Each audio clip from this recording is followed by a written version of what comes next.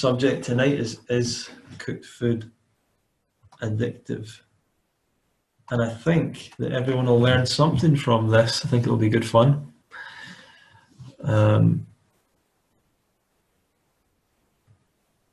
This is something that I've been in a lot of conversations with people about over the years, and at different times it's caused a bit of a debate or a bit of drama or a bit of, I'm not sure, argument as well, heated debate about whether cooked food is addictive or not. And various people have said about other people's actions, or people that were raw and now they're not raw, or people that have come out against the raw food community and have said they're addicted to cooked food. So I was interested in learning about, what does it mean to be addicted? What does addiction mean? What's the effect of it? What are the symptoms of it? So I started to research that a little bit, because my own personal experience is that cooked food is addictive.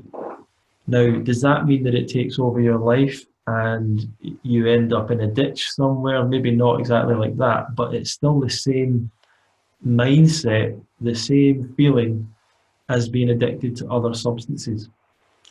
Things like say caffeine, which is a pretty addictive drug, or nicotine, or even something like a processed food, like processed sugar or something like that.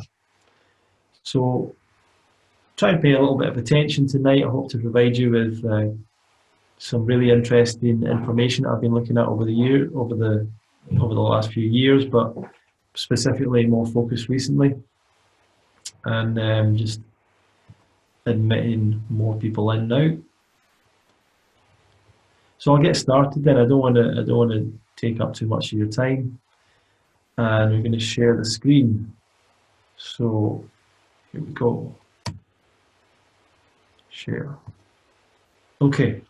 So hopefully you can all see a thing here that says, "Is cooked food addictive?" Hopefully you can all see that.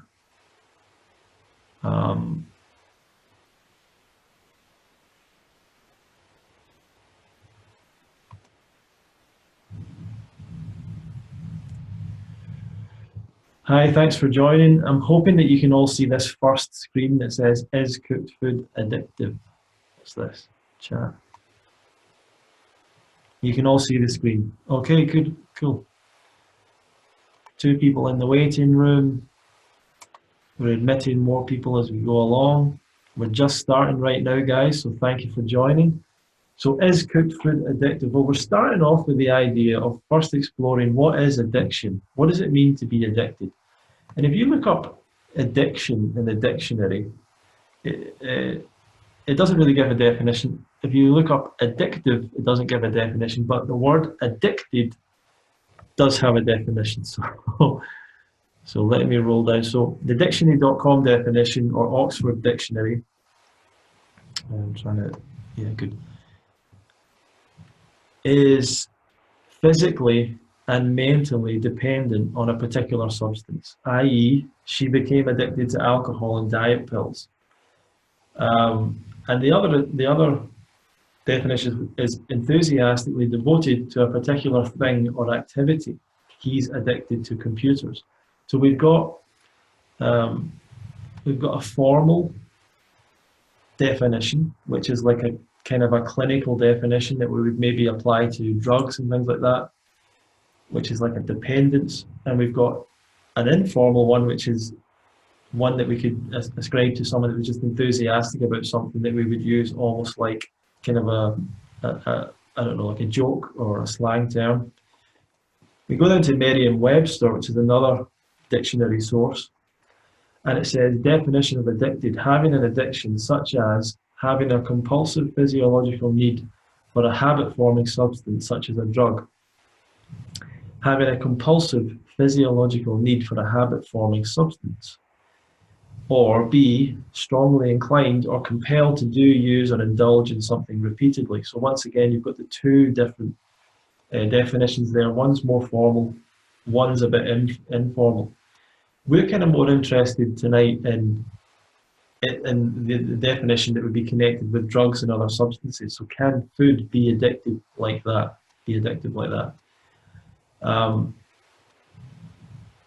Wikipedia and their definition of addiction or addicted comes from the American Society of Addiction, and a guy called Eric J. Nestler, who researches the subject. He's a PhD.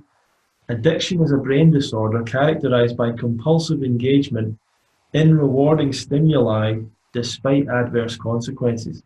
So it's important to note that there is a negative,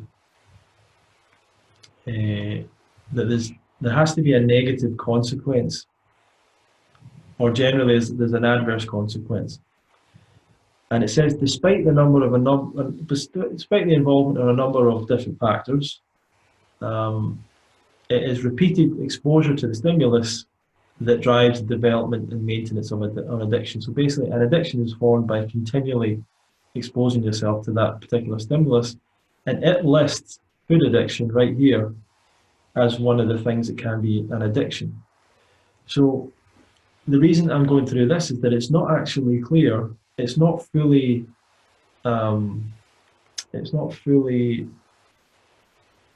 agreed upon as to whether food can be addictive or whether it's the same thing as other addictions. So is food addiction a real thing? Is the next thing I was going to bring up. Give me a second. Is food addiction a real thing?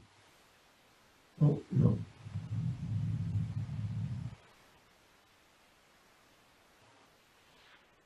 So we speak about food addiction commonly in our culture. So people always talk about food addictions. We talk about someone being a chocoholic. We might talk about, and there's phrases in advertising like, once you pop, you just can't stop. Like literally kind of a sign of addiction is something that you can't stop doing, that you have no control over. So there's a belief in our culture that food can be addictive, or that some people are addicted to food. But is that backed up by science? Is there any information out there that seems to suggest that that is the case? Well, the first thing I came across when I was researching this, I just basically did a Google search, first thing I did. And I came across an article that was a study, and I've got a link here, and I can send you all these links and all this stuff after the webinar if you're interested.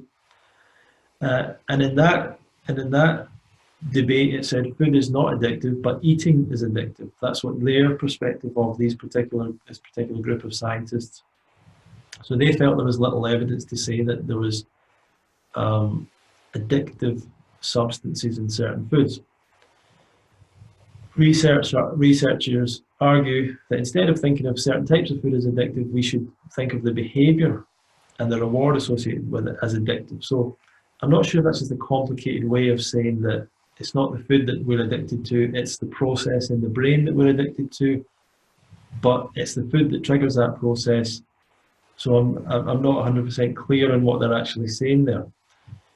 But when we look further, I looked at some of the most reliable resources online, a lot of different health websites that are very well researched, that tend to have a lot of research behind what they say. So the first one of the biggest ones, called WebMD, and they have an article on binge eating disorders and food addiction. And they state that, like addictive drugs, highly palatable foods trigger feel-good brain chemicals such as dopamine. The reward signals from highly palatable foods may override other signals of fullness and satisfaction, which is one of the kind of symptoms of addiction, which we'll get to in a little bit. People with food addictions lose control over their eating behavior and find themselves spending excessive amounts of time involved with food, with overeating, or anticipating the emotional effects of compulsive overeating. So I guess why I'm bringing this up partly is an introduction to the information on food addiction, but it shows that this resource is saying that food addiction is quite a well-known thing. People with food addictions lose control over their eating behavior. And here's another point. People who are addicted to food will continue to eat despite negative consequences such as weight gain or damaged relationships. So this is pointing towards the idea that food can be Addictive. And if we look further into this, we find that researchers at Yale University, and this was mentioned in this WebMD article, Yale University, which is clearly a very respected university. I believe it's what you call an Ivy League university in the United States. So a well-respected university that's got the Rudd Centre for Food and Science. They've actually developed a questionnaire to identify people with food addictions. So that's a very good resource there, pointing towards the idea that food addiction it definitely exists. And they've got a sample questionnaire. And as we go through some of these questions that'll bring up, think about your experience with different foods and whether you've experienced these different things. So here's a sample of questions that can help to determine if you have a food addiction.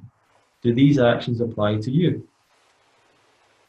Do you end up eating more than planned when you start eating certain foods? Do you keep eating certain foods even if you're no longer hungry? Do you eat to the point of feeling ill? Do you worry about not eating certain types of foods or worry about cutting down on certain types of foods? So are you thinking about trying to stop eating a certain thing? When foods aren't available, do you go out of your way to obtain them? Do you go out of your way to obtain them? I think that's a really interesting one, the idea that people would go out of their way to obtain a particular food. Now, when I go through those questions, I've experienced these things many times in my life, I think, with different types of food, with different things.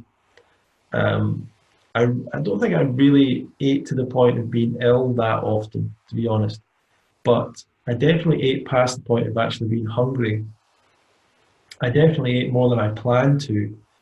And I definitely was thinking about trying to give up certain things because I didn't enjoy the effect of them.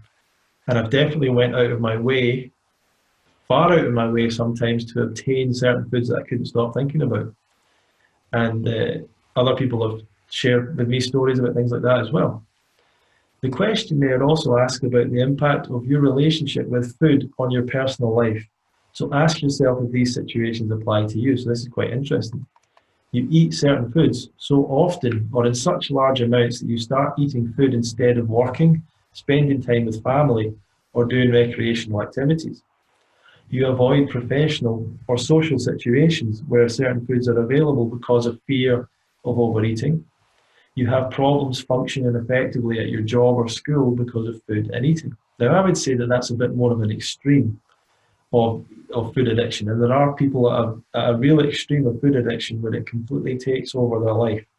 If you've ever seen a guy called Joe Best online, Joe's got a few videos about his extreme food addiction and things that it kind of drove him to do and stuff.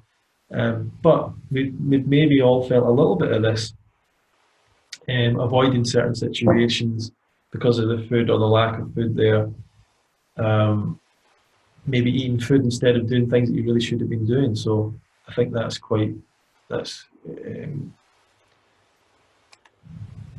not that uncommon. Give me a second. I'm trying to figure out if I can see the chat room at the same time as. Here we go. Give me a second. The chat. Yeah, interesting. Thanks, Mariam.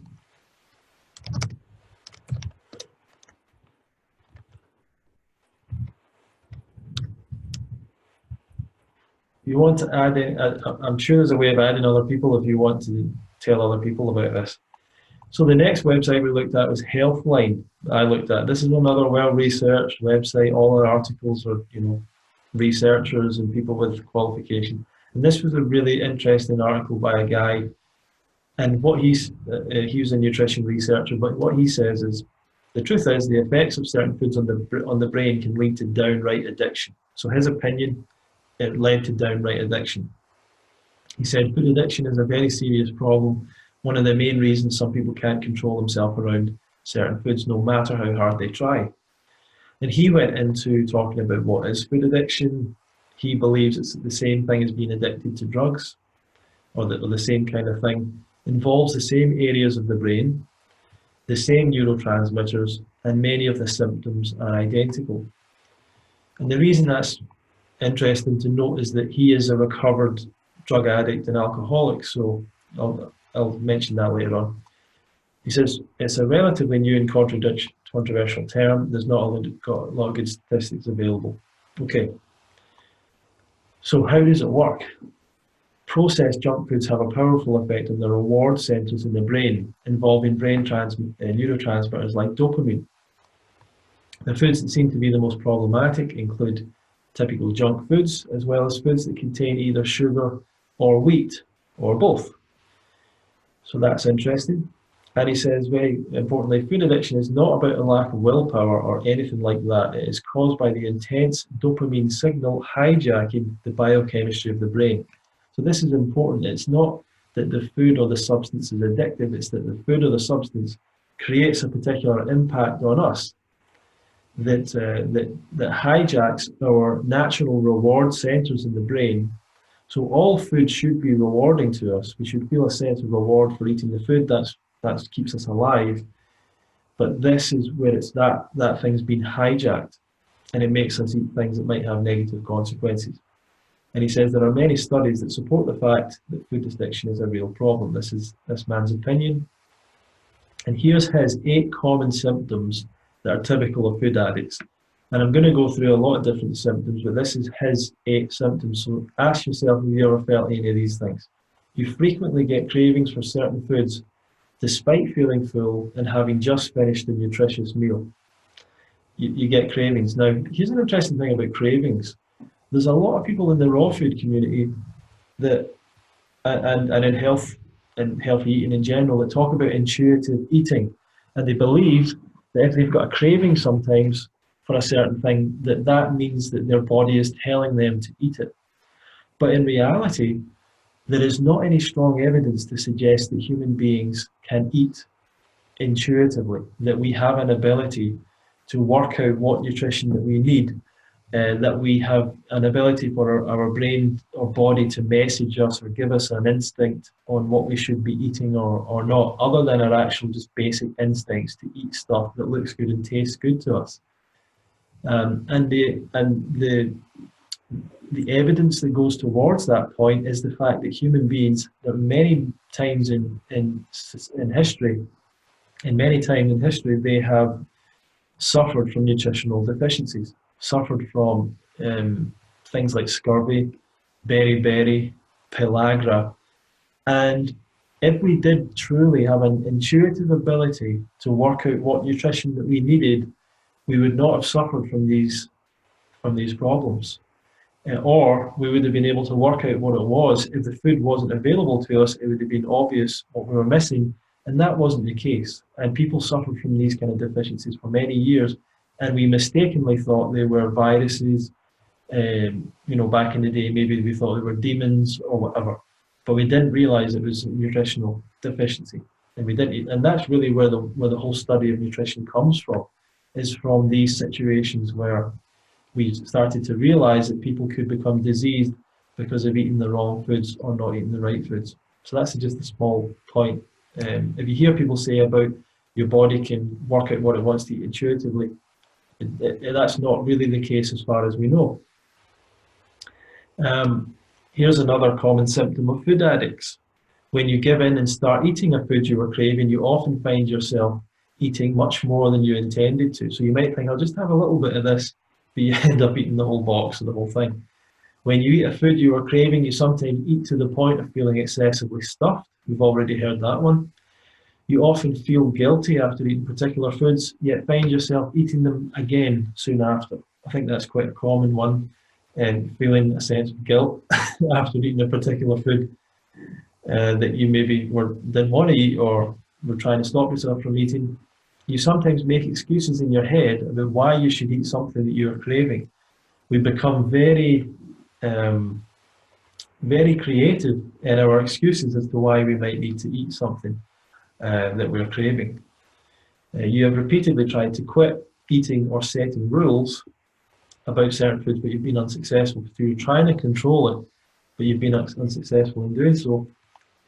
This one is interesting to me. You often hide your consumption of unhealthy foods from others. And we know that, I think we all know that that's the thing that we've probably all done a little bit of in the past. And we've known people that have done that as well. We try and hide our unhealthy habits from others.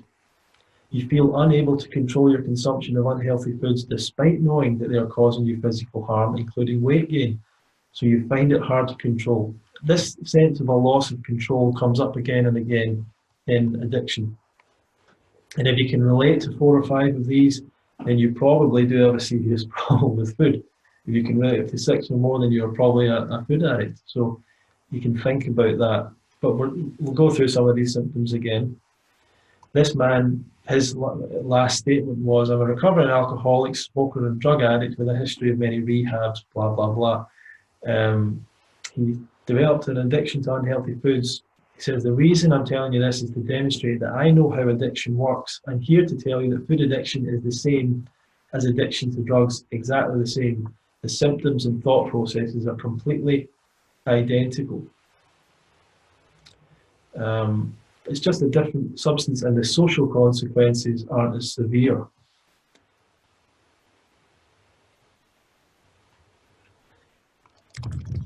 Oh, damn.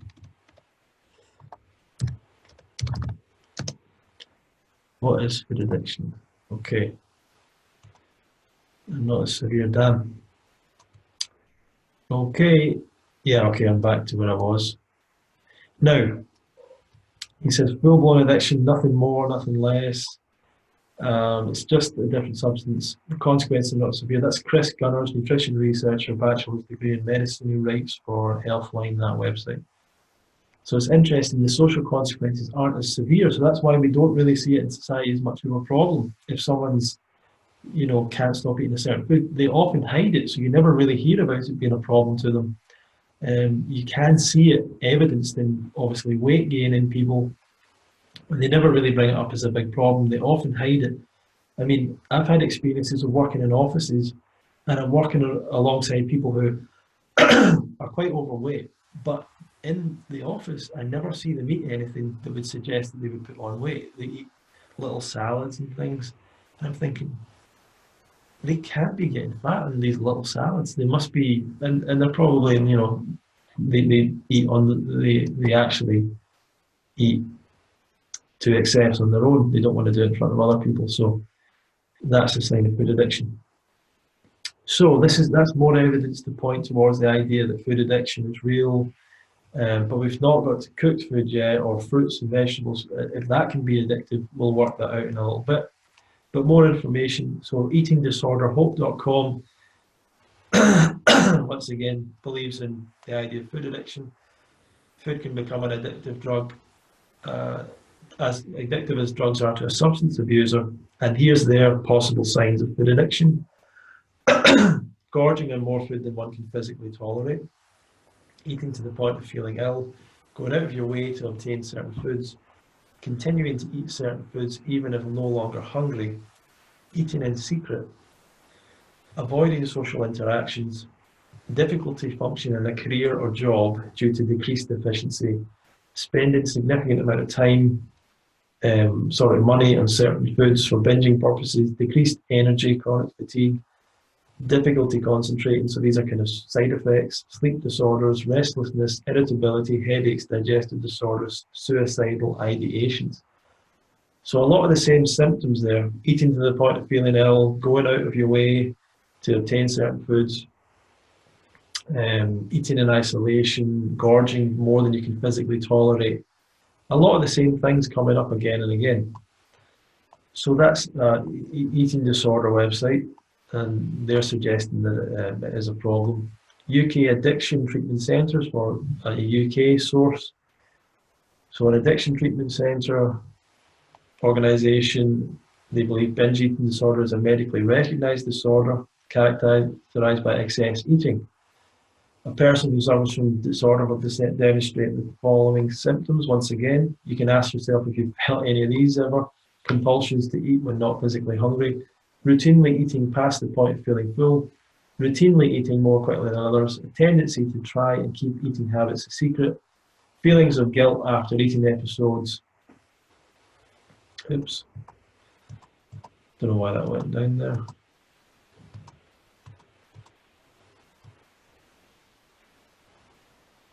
Persistent feelings that one is abnormal, so that's a little bit different. Persistent feelings that food is taking over one's life, so that's more binge eating, which is maybe a bit more of an extreme, routinely attempting to compensate for overeating through dieting or purging. I think that's an important one to stop for in a second, because I think a lot of people, when it comes to the healthy lifestyle scene, they do fasting and dry fasting and cleansing and juice cleansing. Often they do it quite a lot because they're compensating for overeating. They go through periods of binging on foods that aren't healthy for them, and they end up compensating or trying to compensate by doing a diet or a purge, and that is a bad solution. It's not a good solution, and it becomes a cycle called the binge purge cycle, where they binge on bad food or unhealthier food, and then they try and purge, which is a very low calorie cleanse or fasting where they're not eating at all to try and compensate. It's a very bad cycle to get into. And the UK Addiction Treatment Centre, they're saying that there's no doubt that food addiction is a serious problem. It can lead to physical and mental issues. Not treating the addiction only makes matters worse. But interestingly enough, it goes on to say, abstinence is not a cure. It is, although food addiction, this is interesting, as exemplified by conditions such as binge eating syndrome and compulsive eating, does not share many similarities with other kinds of addiction. It has one characteristic that makes it unique. Human beings cannot live without food. We can live without drugs, alcohol, gambling, sex, and so many other things, although some people would debate that as well. Stop eating and you will die of starvation. Therefore, abstinence is not a cure. And so I'm not sure that that's really the case, because they're not making it clear here whether all food is addictive or just some foods.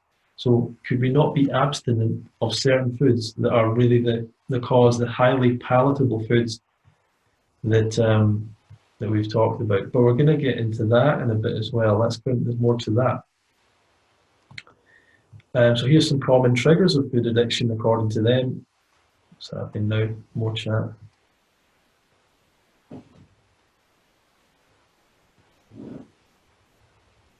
Yeah. So Eric was saying this is one thing that no one understands. Is actually a way to eat in a non-addictive way. Addiction is so interesting, and there's different levels of it, obviously. I mean, there's the extremes of people that are binge eaters that are really hurting themselves, and there's different extremes of it. There's different levels. There's levels to this addiction game. But here's some things that trigger people to eat in an addictive way: underlying emotional stress, poor self-image, more and stronger cravings for food, a need for comfort that only food can provide, an inability to say no to food when entertaining or being entertained. And I think that there's a number of reasons why when people are at a fruit festival or a raw vegan festival or event, there's a number of reasons why people are drawn to eating as in the way that they did before.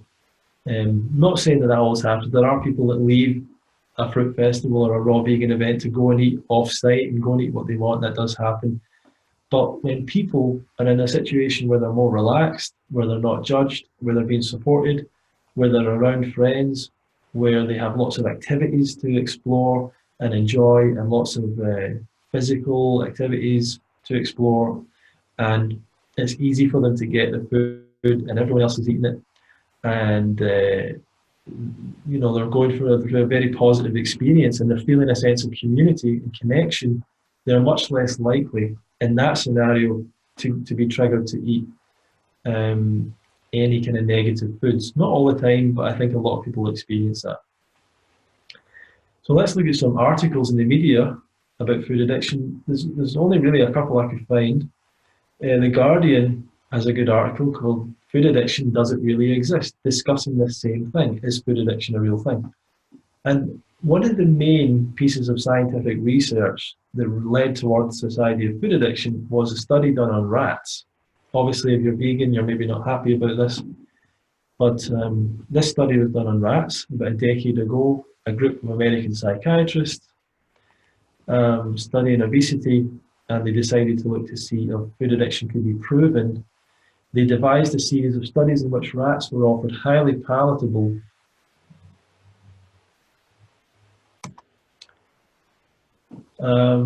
they devised a series of studies in which rats were offered highly palatable sugary or fatty food.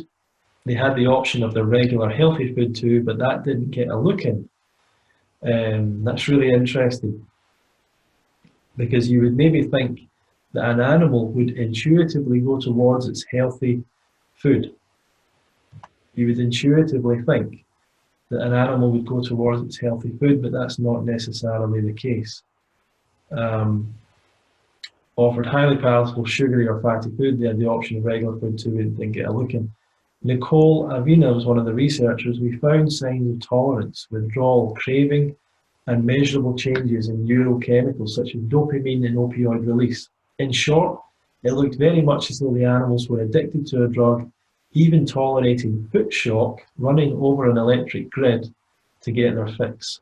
So that's the going out of their way to get this particular food even when the healthy food was on offer. And that's a real sign of addiction, one of the symptoms of addiction. So that was a study. It's not been done on humans, I'm assuming, because it's not really ethical to do that, I guess. But that's the study on rats, which tends to lead towards the idea of food addiction.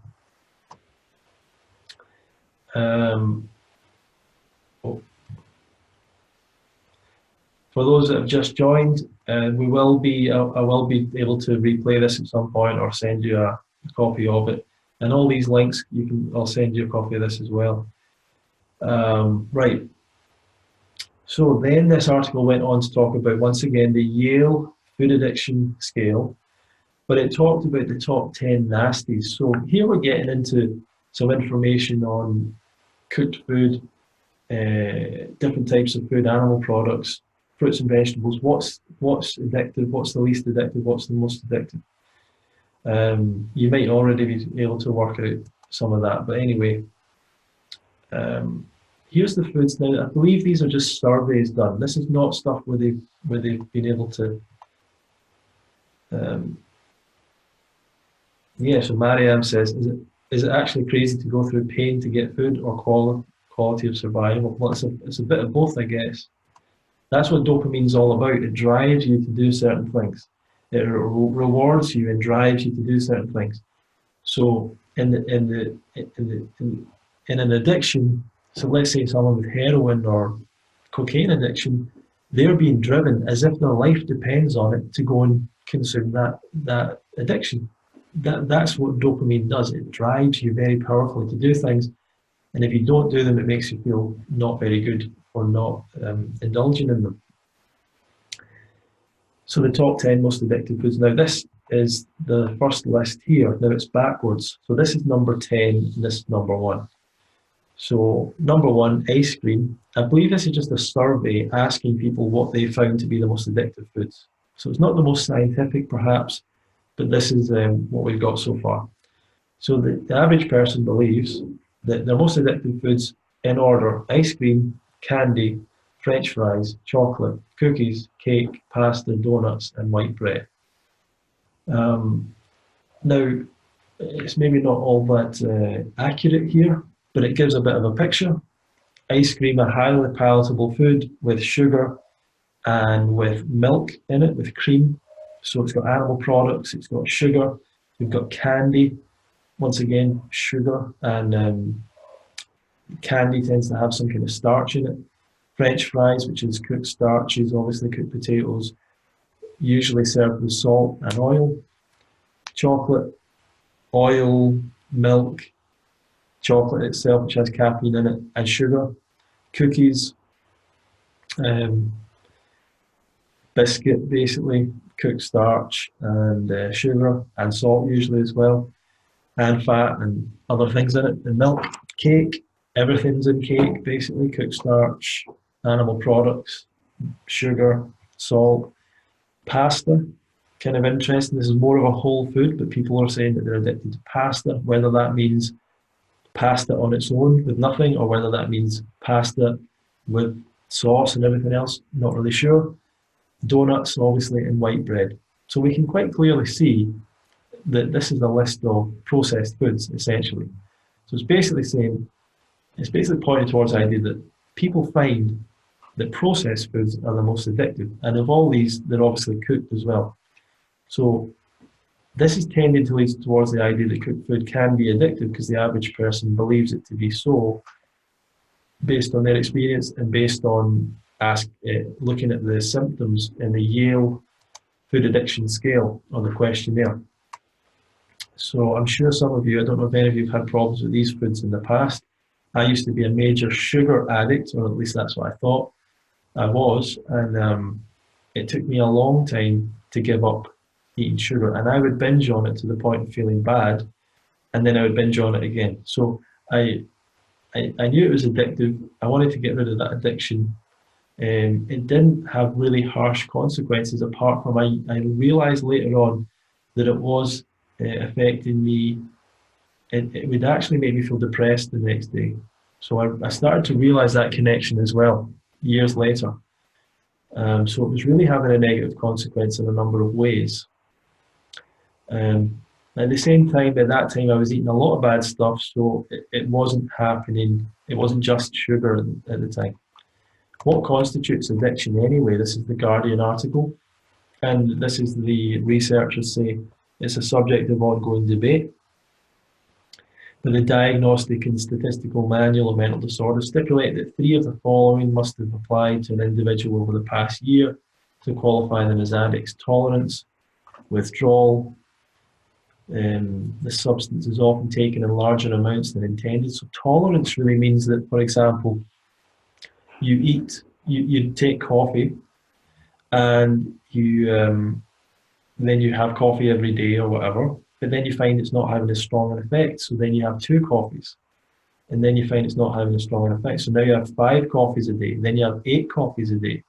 So that's tolerance. You become tolerant to it, despite the fact the first time you had coffee, it might have blown your head off, but you become tolerant. Withdrawal. You give up the coffee and you feel withdrawal symptoms, and you want to have it again so the bad symptoms go away. Substance often taken in larger amounts than intended. Once again, that idea of a loss of control. A persistent desire or unsuccessful effort to cut down substance abuse. We've seen that before already. A great deal of time is spent on activities necessary to obtain the substance. Once again, going out of your way to obtain the substance, that's common. Important activities are given up or reduced because of substance use. Once again, important one. Substance use is continued despite knowledge of having a persistent or recurrent physical or psychological problem that is likely to have been caused or exacerbated by the substance. So if you can relate to any of those.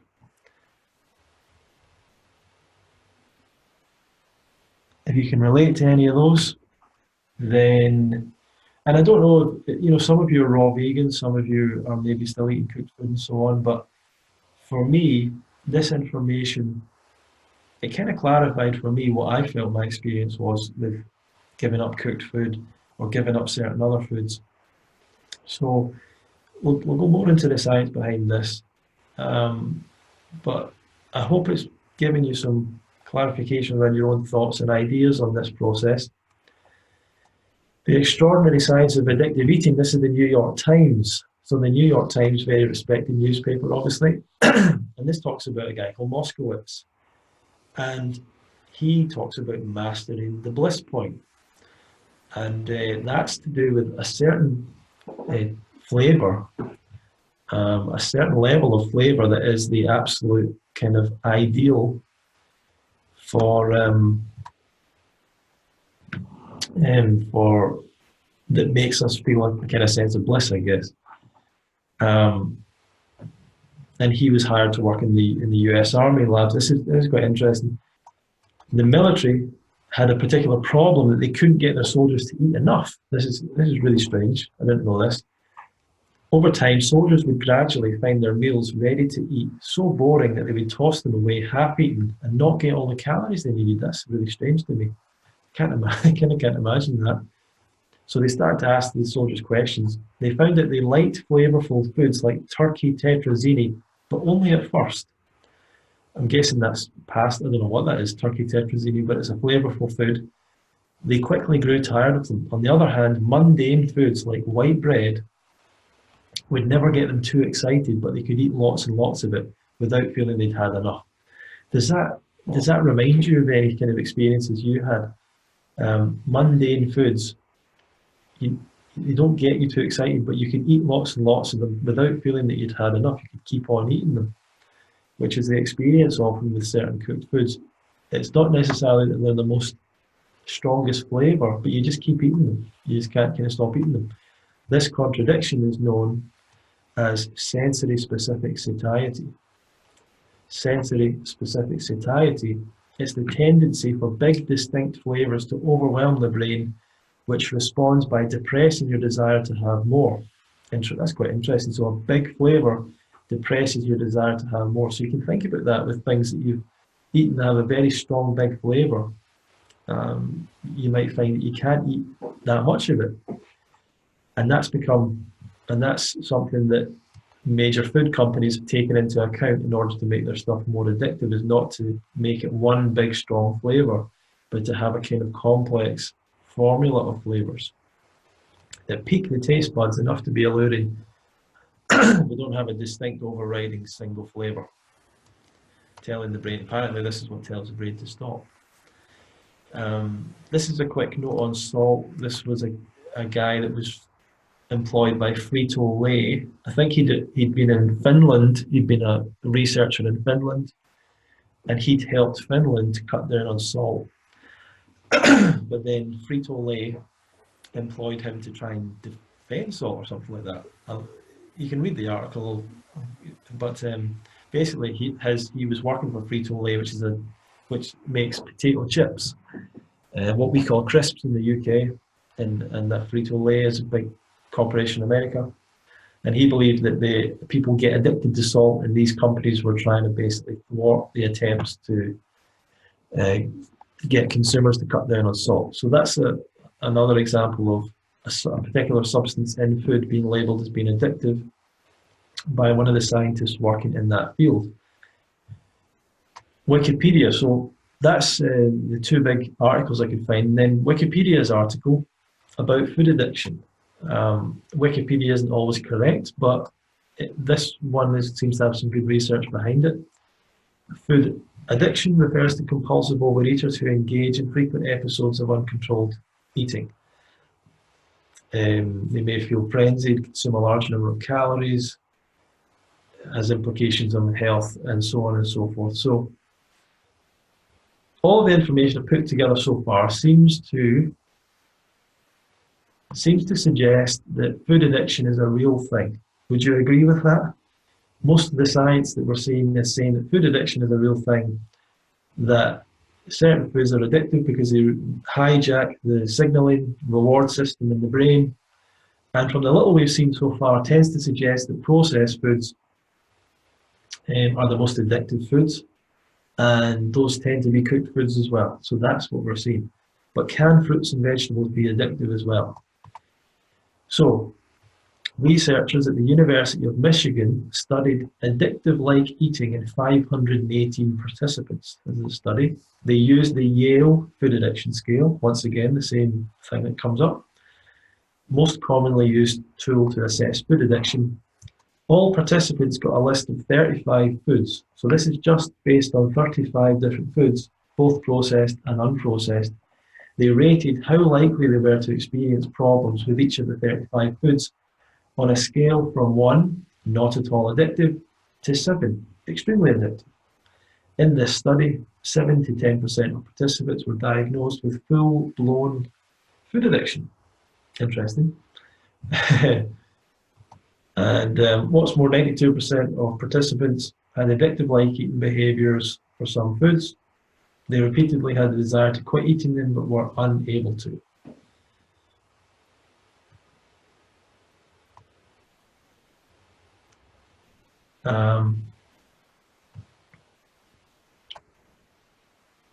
Just admitting some more people. Thanks for joining a little bit late. If you're joining us right now, thanks for joining. You will be able to see, hopefully, the rest of this pretty soon. But thanks for joining so far. Just to summarise, we've went through some information telling us what addiction is. We've looked at some standard information from different websites on whether food is addictive or not, seeming to point towards the idea that food can be addictive and food addiction is a real thing. And we're now going into more specifics on the science of it. Science with studies on rats seems to suggest that food is addictive. And we're going into another study right now, and we'll see what it says. Let's see if fruits and vegetables can be addictive. So this is just a survey on people's own experience. So it's not the most scientific thing in the world. It's not looking into brain scans and things like this. But this is a good indicator, points towards what people feel is addictive to them. And here's the 18 most addictive foods, firstly. So number 1, pizza, most addictive, chocolate, pizza, chocolate, chips, cookies, ice cream, French fries, cheeseburgers, soda, not diet soda, so full sugar soda, cake, cheese, bacon, fried chicken, rolls, which I thought was strange, plain rolls, like bread rolls, I'm assuming, popcorn, breakfast cereal, gummy candy, steak, and muffins. That's based on 518 people. They believe pizza the most addictive food. So if we look at this list, it's a cooked food, chocolate's cooked food, chips is cooked food, cookies are cooked food, ice cream could be cooked or not depending on what type it is, French fries is cooked food, cheeseburger is cooked food, soda is a processed food, which probably involves cooking, cake, cooked food, cheese, processed food, not necessarily cooked, but is an animal product that we'll get to later on as having some addictive properties, bacon, full of salt and meat, processed and generally cooked. Cheese is often generally cooked as well as part of the eating process. Fried chicken, cooked with cooked starches around it. Rolls, obviously cooked. Popcorn, buttered, cooked. Breakfast cereal, cooked. Gummy candy, processed, cooked, whatever you want to call it. Steaks usually cooked, and muffins are cooked. So if we're looking for evidence towards cooked food being the most addictive foods, what you'll see standing out there, it's not one single food in the top 18, it's a fruit or a vegetable. So not a single, and there's no nuts either, there's no seeds. No nuts, no seeds. And even other, I mean, cheese, you can technically say, I suppose, cheese might be eaten, you could maybe make a raw cheese, I guess. I'm not really sure on how cheese is made, but technically maybe that could be a raw food or something.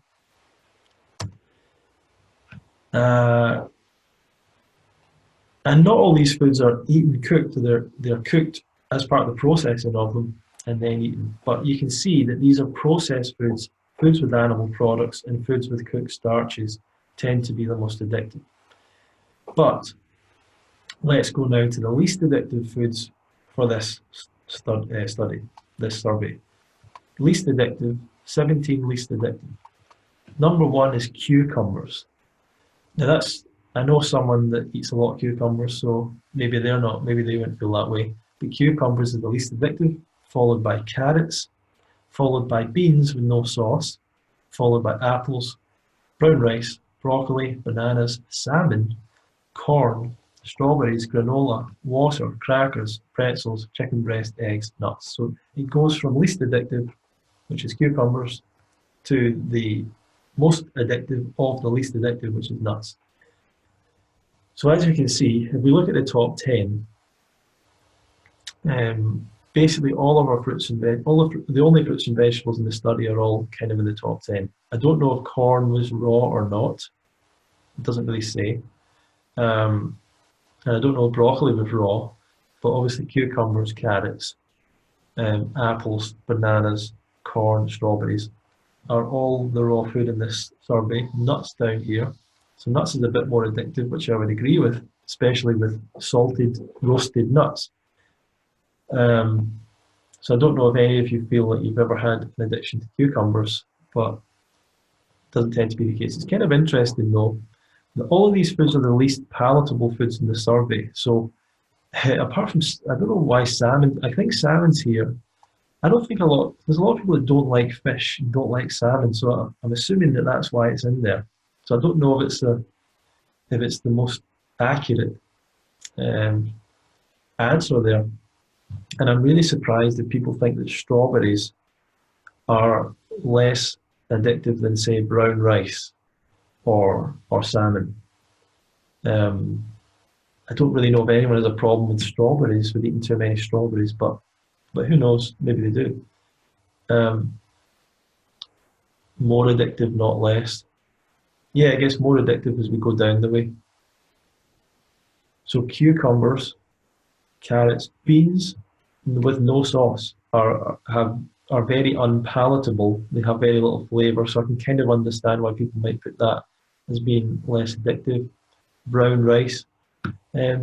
So here what we're seeing is, in terms of this particular survey, with our question, is cooked food addictive? A lot of people seem to think it's not. So a lot of people on a standard diet probably, they don't really think beans are addictive. They don't really think brown rice is addictive. They don't think salmon's that addictive. They actually think bananas are more addictive. They think that bananas are more addictive to them than brown rice, or strawberries are more addictive to them than brown rice. So it's not very clear here if it's basically showing us that most people are saying that the cooked foods and the most processed foods are the most addictive, which makes sense. But a lot of people tend to think that some of these other cooked foods that are less palatable aren't as addictive as some of the fruits that are maybe more palatable, like bananas and strawberries. But it does go towards showing us that fruits and vegetables generally don't seem to be addicted to people. So here's another source now to looking more into the vegan diet. So so far we've looked at things from studies and information. It's probably from a standard diet, probably more from a standard diet. And so we'll look at some of the vegan doctors that a lot of people in the vegan community look up to. So the first one is Dr. Joel Kahn. He's a cardiologist from United States, and he's quite famous, he's quite well known. He was on the Joe Rogan podcast fairly recently in a debate. I don't think he did that well in the debate, but he is a cardiologist, fairly well known, and he helps people with a plant-based diet to get rid of heart disease. So he has an article on Mind Body Green that's called 6 Foods That Behave Like Addictive Drugs in Your Body. And as a vegan doctor, it's no surprise it starts with dairy. No food group's been studied more for opioid activity than dairy, particularly milk and cheese. The protein in dairy is digested into smaller peptides, and they are a family of active agents called casomorphins. The desire for cheese can be blocked by the same medicines used to reverse drug overdoses in emergency rooms. So this is an interesting thing where you can use what's called opioid blockers, which are usually used for heroin addicts. It makes them stop taking heroin because it blocks the opioid receptors in the brain. And you can actually do this with certain types of food, and it has the same effect, that people stop taking cheese and milk as much. And it's the same with meat. Blood in meat contains albumin, hemoglobin, gamma globulin, and all of these chemicals activate opioid receptors. And when meat eaters were treated with a drug used to block opioid receptors, ham consumption fell 10%, salami 25%, tuna 50%. So there's an addictive component to meat as well. But you also, this is quite interesting, wheat and rice, sorry. So contrary to our little survey before, which said people didn't really think brown rice was addictive, well, Joel Kahn, who is a vegan and a plant-based advocate and probably eats cooked food, but he says gliadin is a protein in wheat that has opiate activity, sometimes referred to as gliadorphin. There is also a protein in rice that produces similar effects. If you can't stop reaching for the bread bowl, it's most likely because of this feel-good chemical trap. So that's interesting. A little bit of research suggesting from Joel Kahn that cooked food, such as even wheat and rice, like pasta, bread and stuff, and rice, can be addictive, despite the fact it's not a highly palatable food. Sugar and fat, there's lots of studies on brain scans. He also quotes the one about rats, similar to providing the rats cocaine and morphine, showing a preference for Oreo cookies. Prior studies in humans had already shown the opioid-like effects of mixing sugar and fat that could be reversed with narcotic blockers. Once again, using these blockers to show that these foods are really addictive to people. Then we go to Dr. Michael Greger. You probably know him. You might know him from nutritionfacts.org. If you don't know him, you should check out his YouTube channel website. And he talks, there's a study he talks about evidence from PET scans suggests that brain activity changes from the overconsumption of sugar, and that may parallel that of drug addiction. Diminished pleasure center dopamine pathway sensitivity in obese individuals may be analogous to that found in cocaine addicts and alcoholics. What that means is that it essentially deadens when people start to eat these foods. Certain people that are obese, their dopamine pathways, their sensitivity has been deadened over time because of the exposure, continued exposure to particular foods, and that makes them eat more and more and more to try and get the same effect, which is what really leads to obesity. There's a thing called a study called Circuits in Human Obesity and Addiction. So it says dopamine, or Michael Greger's conclusion was dopamine is the neurotransmitter primarily involved in the pleasure and reward center in our brain, helping to motivate our drive for things like food, water, and sex. It was healthy and adaptive for our primate's brain when there wasn't much food around, but now with modern processed food, this adaptation has become a dangerous liability. So can one become a sugar addict? That's another study that I'll send you a link to. Are fatty foods addictive? Same thing, it's the reward region in the brain, and the PET scans have shown a dulled dopamine response to certain things, and it contributes towards weight gain.